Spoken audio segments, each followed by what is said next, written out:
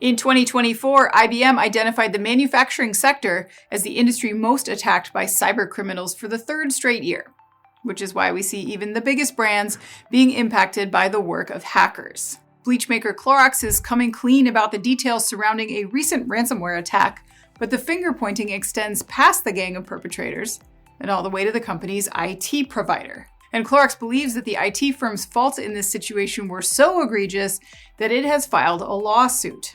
The suit points to a 2023 incident in which hackers from the group Scattered Spider targeted several firms. According to Reuters, Scattered Spider is particularly adept at tricking IT help desks into handing over credentials and then using that access to lock them up for ransom, which is exactly what Clorox says happened in its case. In fact, Clorox's lawsuit claims suggest it was almost easy.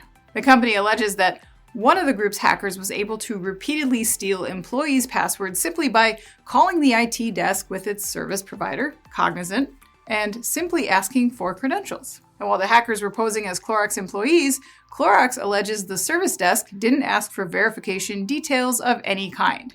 Reuters reviewed the lawsuit documents, which included call transcripts and other details showing just how basic the scheme was. According to the suit, Cognizant was not duped by any elaborate ploy or sophisticated hacking techniques.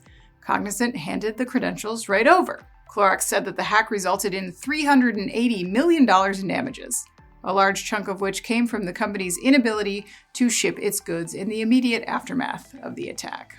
I'm Anna Wells. This is Manufacturing Now.